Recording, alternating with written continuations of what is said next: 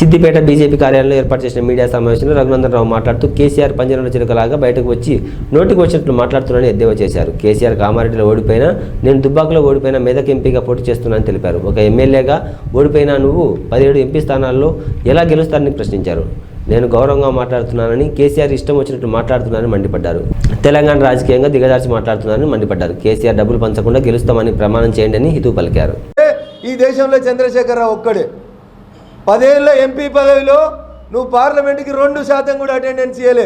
Mister KCR యాది గుంచుకో. ముఖ్యమంత్రి ఉండి, ఎమ్మెల్యేగా ఉండి అసెంబ్లీకి రానోళ్ళు ఎవరంటే చంద్రశేఖరరావే. ముఖ్యమంత్రి ఉండి సెక్రటరియట్కి నెలకొక రాని ముఖ్యమంత్రి ఎవడంటే ఈ దేశంలో చంద్రశేఖరరావు ఒక్కడే. ఇన్ని అవలక్షణాలు పెట్టుకున్న మీరు నన్ను వచ్చేదో దుబ్బాకలు ఓడగొట్టినాం చేయమని, ఇప్పుడు రిజైన్ పైసలు వంచలేదని చెప్పమని వెంకటేశ్వర్ల గుడికి రా, నువ్వు నీ అల్లుడు ప్రభాకర్ రెడ్డి వచ్చి బొచ్చలు కొట్టుకొని గుద్దుకొని చెప్పు తడిబట్టలు వేసుకొని మేము రూపాయి వంచకుండా గెలిచినామని. నేను వస్తున్నా, ఎల్లుండి వస్తావు కదా సాయంత్రం సభ అయిపోయినాక. నీకు చేతనైతే నువ్వు చెప్తావు కదా నాకు తెలంగాణ పౌరుషం ఉందని.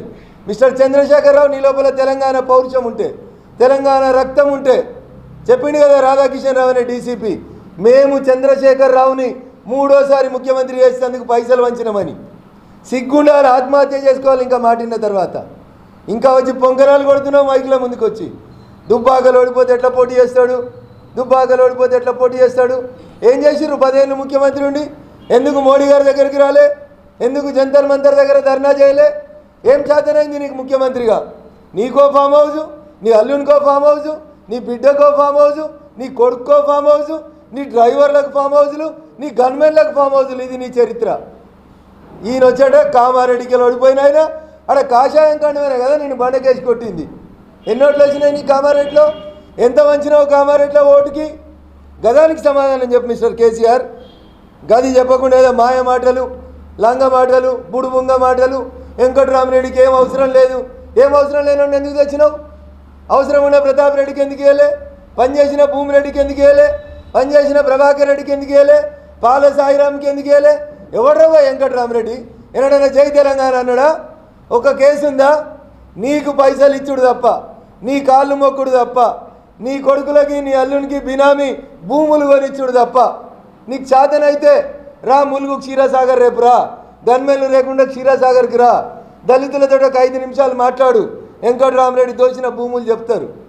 ఇవి లేకుండా రఘునందన్ దుబ్బాకల చెల్లలే, నాకు అనరాదేంది?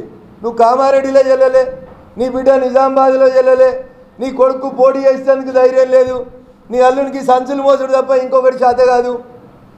ఇంకేమైనా తిట్లబడాలని ఉంటే చెప్పు, ఇంకా తిడతా. ఇంకా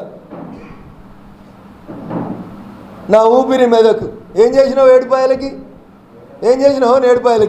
ఒక కాగితం ఇచ్చినావు 100 కోట్లు ఇస్తా అని, 1 రూపాయి ఇచ్చినావా ఏడుపాయలకి? వేములవాడకు రూపాయి ఇచ్చినావా?